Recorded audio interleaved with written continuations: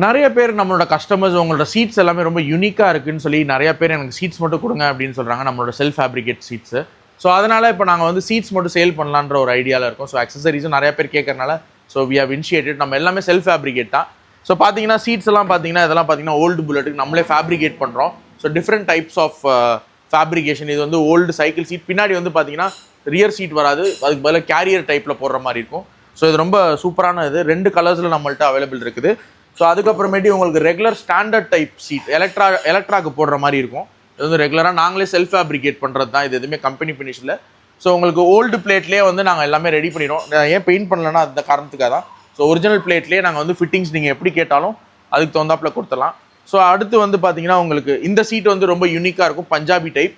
So உங்களுக்கு பார்த்தீங்கன்னா double seat மாதிரி இருக்கும், ஆனால் சிங்கிள் லேயரில் போட்டு ரெடி பண்ணியிருக்கு. ஸோ உங்களுக்கு பின்னாடி குரோம் டெக்ஸ்சர்ஸோடயே இருக்குது. இது ஒரு டைப். இதுலேயே வந்து லோ ப்ரொஃபைல். இது வந்து இண்டோர் சீட்ஸ். இது வந்து லோ ப்ரொஃபைலில் பண்ணியிருக்கோம். ஸோ உங்களுக்கு அந்த கட்டிங்ஸ் எல்லாம் வந்து லோ ப்ரொஃபைல் இல்லாமல் கொஞ்சம் ஃப்ளாட்டாகவும் இருக்கிற மாதிரி இருக்கும், செமி கர்வியாகவும் இருக்கும். இது ரொம்ப கம்ஃபர்டபுளாக இருக்கும்.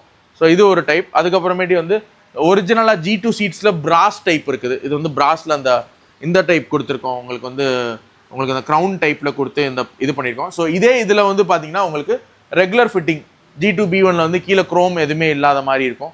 ஸோ இது ஒரு ஃபிட்டிங்.